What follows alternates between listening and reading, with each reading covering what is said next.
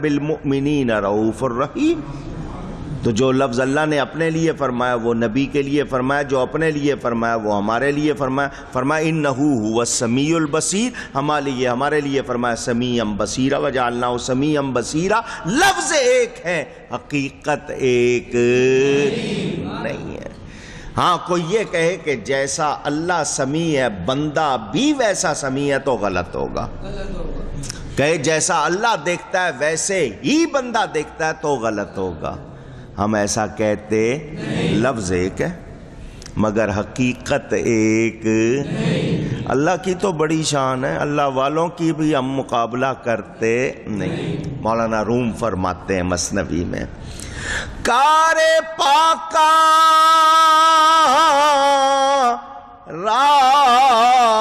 راقیاس از خود مگیر، گرچه باشد در نوشتن شعر و شیر. اور پاک لوگوں کی شان، پاک لوگوں کو اپنی حالت پر قیاس، اپنے جیسا نہ سمجھو پاک لوگوں کو. اللہ والے اللہ کے پیارے دیکھنے میں بندے ہیں مگر ان کو اپنے جیسا اونچی. مولانا روم کہہ رہے ہیں نبیوں کی تو بڑی شان، وہ تو پاک لوگ جو باقی نبی کی امت میں اولیاء ان کے لیے کہہ رہے ہیں اپنے جیسا نہ سمجھو. وہ کہتے ہیں لکھنے میں شعر اور شیر ایک جیسا. شعر اور شیر لکھنے میں فرق دیکھو. شعر درندہ، شیر دودھ. اور شیر کو بندے کھا پی جاتے ہیں، شعر بندوں کو کھا پی جاتا ہے. حروف وہی ہے، لکھا اسی طرح جاتا ہے. ایک کو شعر پڑھا ایک کو شیر. شکلیں لفظوں کی حروف ایک جیسے، حقیقت ایک ہے اونچی. تو پھر تم بھی اسی طرح نظر تو آتے ہو اللہ والوں جیسے مگر ان جیسے. آنکھیں تمہارے پاس بھی ہیں، آنکھیں اللہ والے کے پاس بھی. کان تمہارے پاس بھی کان اللہ والے کے پاس بھی. ہاتھ پاؤں تمہارے پاس بھی ہاتھ پاؤں اللہ والے کے پاس بھی. مگر اللہ والے کی آنکھ کان ناک زبان ہاتھ کی کیا شان. اللہ فرماتا ہے ان کی آنکھیں میں بن جاتا ہوں، ان کے کان میں بن جاتا ہوں، ان کے ہاتھ میں بن جاتا ہوں، ان کی زبان میں بن جاتا ہوں. فرق ہے یا نہیں؟ اونچی اپنے جیسا کہہ سکتے ہیں؟ تو جو نبی کے لیے کہہ رہے ہیں نہیں نبی ہمارے جیسے، کدھر جائیں گے یہ؟ مولانا روم مثال دیتے ہیں.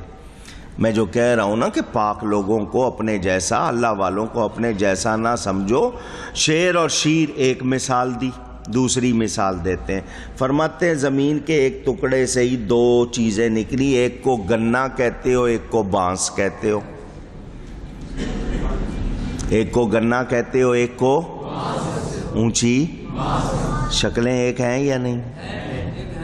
بانس بھی دیکھ لو گنا بھی دیکھ لو، شکل وہ بانس خالی ہے، اس گنے میں تمہارے لیے کتنا میٹھا رس ہے.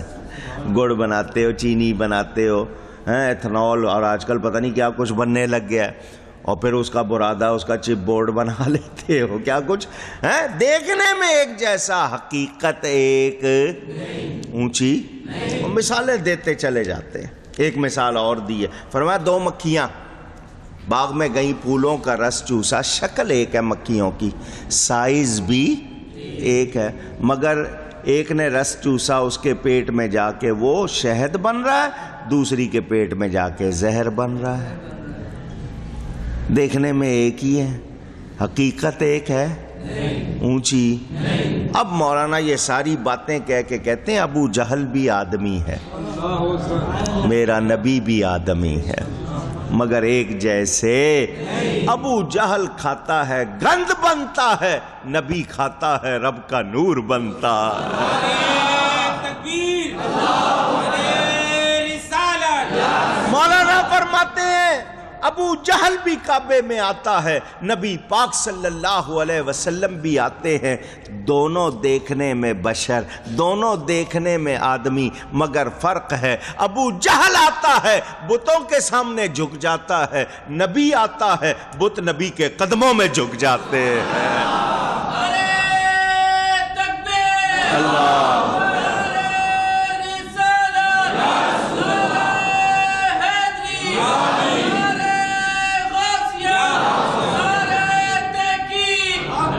سمجھ آئی بات؟ پوچھ رہا ہوں آپ سے، وہ لوگ جو اللہ والوں کی عزت نہیں کرنا جانتے، شرک کے فتوے لگاتے ہیں، وہ پہلے ہمارے عقیدے تو معلوم کریں۔ اور وہ پنجابی کی کہاوت ہے 100 ہتھ رسا سرے تے گنڈ، یعنی 100 رسیاں الگ الگ ہاتھوں نے پکڑی اور ایک ہاتھ میں ساری اکٹھی، تو جس کے پاس اکٹھی ہیں اس کی بات سن لو۔ میں نے آپ کو بتایا 6 سمتیں ہیں، کتنی؟ اوپر نیچے دائیں بائیں آگے، کتنی ہو گئیں؟ 6 جہات، 6 سمتیں ہیں، پوری دنیا گھوم لو، سوائے سنیوں کے کوئی ولی دکھا دو۔ اللہ ولایت اللہ کا انعام، اور انعام دوستوں کو دیا جاتا ہے، دشمنوں کو نہیں دیا جاتا۔ اللہ نے جتنے ولی بنائے سارے سنی، یہ ہمارے سچے ہونے کی سب سے بڑی دلیل ہے۔ سمجھ آ رہی ہے بات؟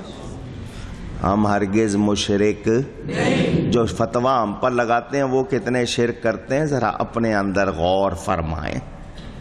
یہ میں باتیں آپ کو صرف سمجھانے کے لیے کہہ رہا ہوں، ورنہ میرا جی جو چاہتا ہے نا جواب دینے کو، وہ میں آپ کو اگر سناؤں تو وہ میرے لیے بھی اور آپ کے لیے بھی ذرا تھوڑا سا کڑوا ہو جائے گا معاملہ۔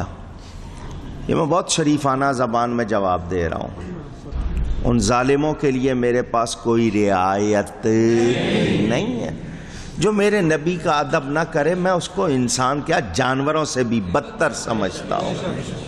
جو دیکھو اللہ کی تعریف کرنی اور اللہ کے پیاروں کی برائی کریں، اللہ خوش ہوگا؟ اونچی؟ ان لوگوں کا یہی حال ہے۔ اللہ کی شان کے آگے نبی چمار سے بھی ذلیل، یہ لکھا ہوا ہے۔ یہ اللہ کی تعریف ہے؟ پوچھ رہا ہوں، انہوں نے یہی لکھا ہے، تو یہ نہ اللہ کی تعریف ہوئی نہ صحیح بات ہوئی۔ سنو، تعریف کرنی ہے رب کی تو اس طرح کرو، وہ رب جس نے مصطفیٰ بنایا، وہ رب جس نے غوث بنایا، جس نے داتا بنایا، یہ تعریف ہوگی۔ اللہ والوں کی برائی کر کے رب کی تعریف ہو سکتی نہیں۔ بہت زیادہ احتیاط کی ضرورت، مگر ان لوگوں کی گستاخیاں، ایسے ایسے لفظ لکھے ہیں میں کہتا ہوں کانپ جاتے ہیں۔ سورہ نکال لیں، برداشت نہ ہو ان سے۔ اللہ تعالی ہم سب کو ادب کی توفیق عطا فرمائے۔ ایک اور حدیث شریف، نبی کریم صلی اللہ علیہ وسلم سے کسی نے عرض کی، حضور سب سے بہتر اچھا عمل کون سا ہے؟ میرے نبی پاک صلی اللہ علیہ وسلم نے فرمایا اللہ اور اس کے رسول پر ایمان لانا۔ سوال کرنے والے نے کہا اس کے بعد؟ فرمایا جہاد فی سبیل اللہ۔ اس نے کہا اس کے بعد؟ فرمایا حج مبرور۔ مختلف احادیث ہیں، لیکن اہمیت کیا ہے کہ بندے کا ایمان خالص ہو۔ کیا ہو؟ اب میں آپ کو ایک اور ذرا سی جھلک دکھانا چاہتا ہوں، بڑے ہوش میں رہ کے سننا، بہت ہوش میں رہ کے سننا، توجہ سے۔ مولانا صاحب وہ رات کو پتہ نہیں کیا کھا لیا، صبح پیٹ میں بڑی تکلیف، ایسا آپ لوگ بھی کہہ لیتے ہو نہیں؟ جی پوچھ رہا ہوں، جو کہتے ہیں ذرا آواز لگا دیں۔ وہ جی ہوا لگ گئی،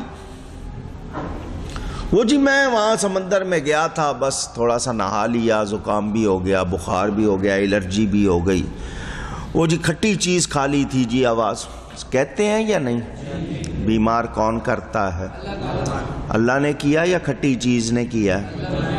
سوچو، ہوا نے کیا ہے یا اللہ نے؟ تو پھر کھٹی چیز کا نام کیوں لیا؟ وہ جی کھٹی دہی کھا لی تھی، وہ جی اچار کھا لیا تھا، وہ جی جلا ہوا کھا لیا تھا، وہ جی پراٹھا کھا لیا تھا، وہ جی ٹھنڈا کھانا کھا لیا تھا، جی اس لیے ہو گیا۔ تو شرک کرنے والوں، کام اللہ کا ہے، تم لگا رہے ہو چاولوں پہ، اچار پہ، دہی پہ۔ دو جواب مجھے، بہت فتوے آتے ہیں نا شرک کے، ذرا یہ بھی جواب دے دو مجھے۔ ٹھیک کرنے والا کون ہے؟ وہ جی میں نے دوا کھا، وہ جی مجھے کسی نے بتایا فلانی چیز کھاؤ تو یوں ہو جائے گا، میں نے وہ کھایا ٹھیک ہو گیا۔ ٹھیک اس چیز نے کیا یا اللہ نے؟ آپ نے تو اس چیز کی طرف نسبت کی ہے۔ شرک کرنے والوں ذرا فتوا دو نا۔ وہ جی میں نے اس وقت پتہ نہیں وہ ایسی ایکسرسائز کی کہ وہ جی جو بل پڑا ہوا تھا نکل گیا۔ نکالا اللہ نے ہے، ایکسرسائز نے نکالا ہے؟ آپ نے تو ایکسرسائز پہ کہہ دیا۔ کہیں ڈاکٹر کا نام، کہیں دوائی کا نام، کہیں غذا کا نام، کہیں ہوا کا نام۔ شرک کرنے والوں اس کا بھی جواب دو۔ تمہیں نبی ولی پر بہت مرچیں لگتی ہیں، ذرا اس کا بھی جواب دو۔ نہیں وہ تو جی میں پہنچ گیا تھا وہاں تو یہ بچ گیا، ورنہ یہ تو مر گیا ہوتا۔ بچانے والا تو ہے یا اللہ؟ شرک کرنے والوں جواب دو۔ دے سکیں گے جواب؟ یہ جو مرضی کہہ لیں، ان کی توحید میں فرق نہ آئے، میں یا رسول اللہ یا علی یا غوث پکاروں، مجھ پہ فتوے لگاتے ہو۔ تم نے دین کو جانا نہیں، لوگوں کو لڑوانا جانتے ہو، تم دین سمجھانا نہیں جانتے ہو۔ تم اگر کہیں پہنچ گئے، تمہارے پہنچنے سے وہ بچا، تو تم ذریعہ اور وسیلہ بنے یا نہیں بنے؟ تو میں نبی کو ذریعہ وسیلہ مان لوں تو فتویٰ کیوں لگاتے ہو؟ نہیں سمجھ آئی؟ تو یہ بات ذہن میں رکھنی ہے، اچھی طرح یاد رکھنی ہے کہ ہم اللہ کے سوا کسی کو کسی طرح بھی اس کا شریک ٹھہراتے نہیں۔ اللہ کے سوا کسی کی عبادت، پوجا، پرستش، ورشپ کرتے نہیں۔ کسی کو اللہ کے برابر، ایکول، اللہ کا ایسوسیٹ سمجھتے نہیں، پارٹنر سمجھتے، ریزمبلنس اسی طرح مانتے نہیں۔ ہاں، اللہ نے اپنے حبیب کو اپنا آئینہ بنایا ہے، ہمیں رب کے جلوے نظر آتے ہیں اس کے حبیب میں۔ اللہ نے حبیب کو اپنی دلیل بنایا، کمال دیے نبی میں، ولی میں۔ جو کمال ہے میرے رب کا ہے۔ کس کا ہے؟ نبی ولی کا اپنا نہیں ہے، کس کا ہے؟ تو نبی کی شان کیوں مانتے ہیں، ولی کی شان؟ کہ ان کو رب نے ویسا بنایا ہے۔ بات سمجھ میں آ گئی؟ 1000 مرتبہ یہ واضح کی ہے، بار بار آئی، میں نے اس لیے بتایا کہ ہم ہرگز شرک کرنے والے نہیں۔ تو جو لوگ کبھی کہیں کہ نہیں یہ شرک بہت ہو گیا، تو حضور فرماتے ہیں مجھے تو اپنی امت سے شرک کا خوف نہیں۔ تو آپ کس کی امت ہیں؟ نبی کی امت ہے، ان کو آپ سے شرک کا خوف، ان کو پتہ نہیں کیوں ہیضہ ہو گیا ہے۔ بات سمجھ میں آ جائے گی آپ کے کہ مسئلہ ان کا ہے اور ان سے ہمارے دین کا کوئی تعلق نہیں۔ تو جو کسی کو اللہ کا شریک ٹھہرائے وہ ایسے ہی ہے جیسے بلندی سے زمین پر گر پڑا۔ اب جو اگلی آیت ہے ذرا سن لو تاکہ آپ کو سمجھ آ جائے کہ یہ ان فتوی والوں کا جواب۔ اللہ فرماتا ہے وَمَن ذَلِكَ وَمَن يُعَظِّمْ شَعَائِرَ اللَّهِ۔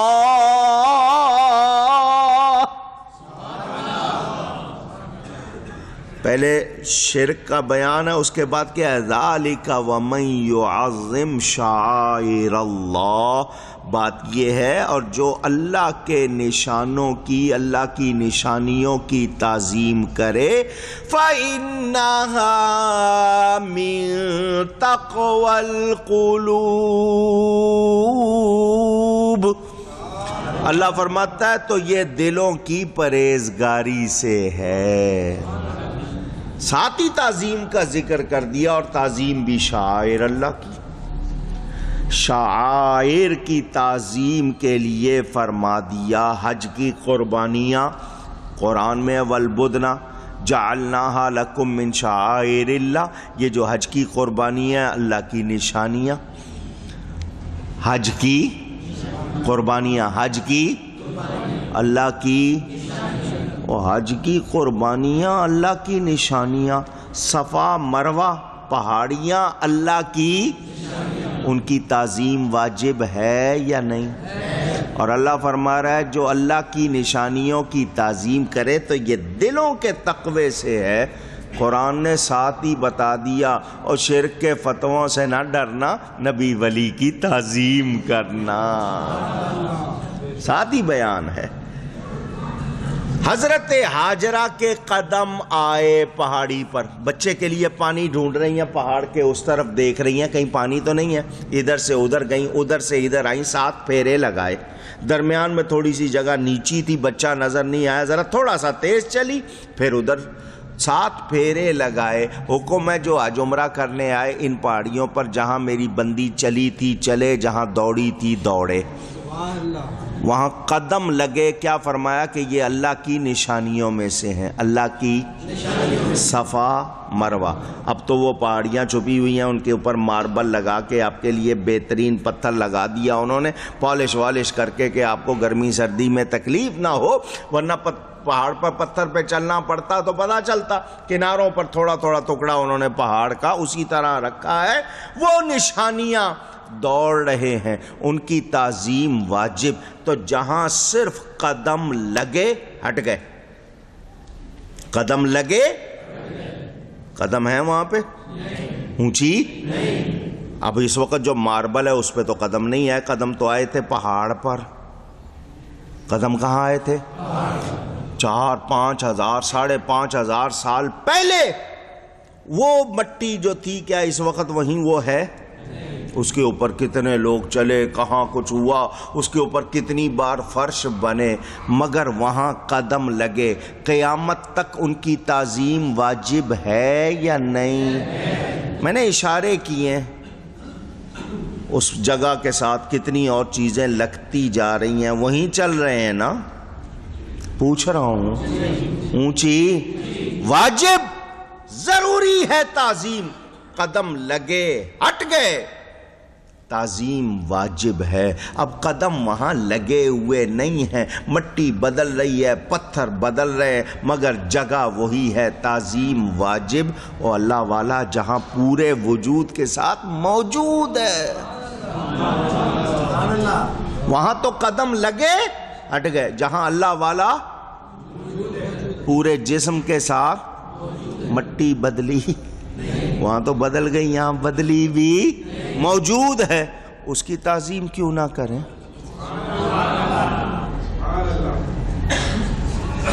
اس کی تعظیم کیوں نہ کریں؟ مائی صاحبہ کے قدم لگے، نشانیاں ہو گئیں. قربانی کے جانور نشانیاں ہو گئیں. اللہ فرماتا ہے جو اللہ کی نشانیوں کی تعظیم کرے تو یہ دل کے تقوی سے ہے. اور ایمان کہاں ہوتا ہے؟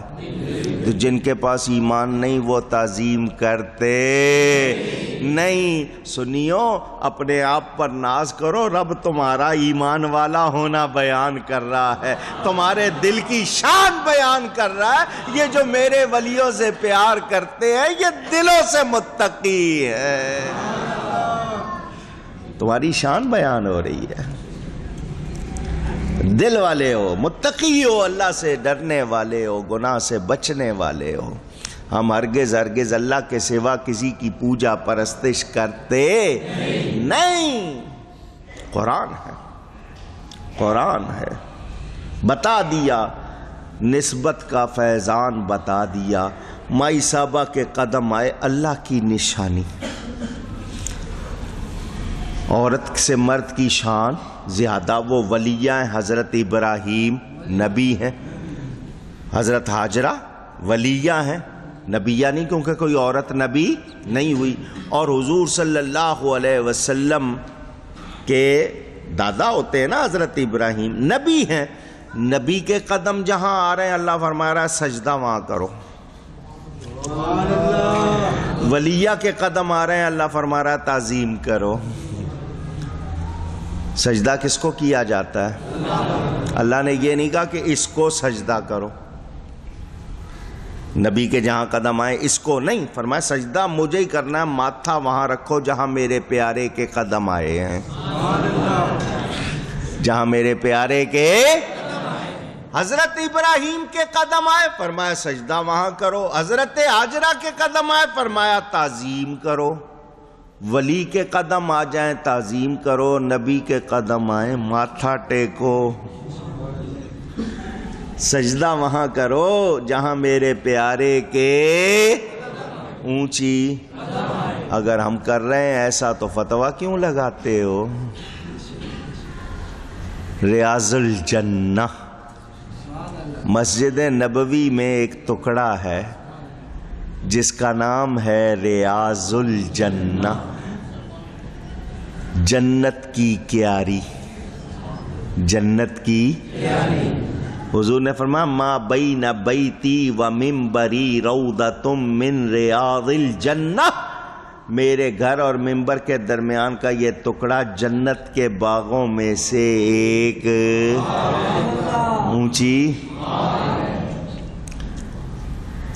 اس طرف روضے کا نور، ایک طرف منبر کی بہار، بیچ میں جنت کی کیاری، پیاری پیاری واہ واہ. علامہ سمہودی وفاء الوفا ان کی بڑی مشہور کتاب، بہت بڑے امام، وہ کہتے ہیں یہ ٹکڑا ریاض الجنہ کیسے بن گیا؟ سبحان اللہ. یہ ٹکڑا ریاض الجنہ کیسے بن گیا؟ جنت کا ٹکڑا کیسے بن گیا یہ جنت کا باغ؟ وہ کہتے ہیں اس لیے کہ زمین کے اس ٹکڑے پر سب سے زیادہ مرتبہ نبی کے قدم آئے ہیں بار بار. اللہ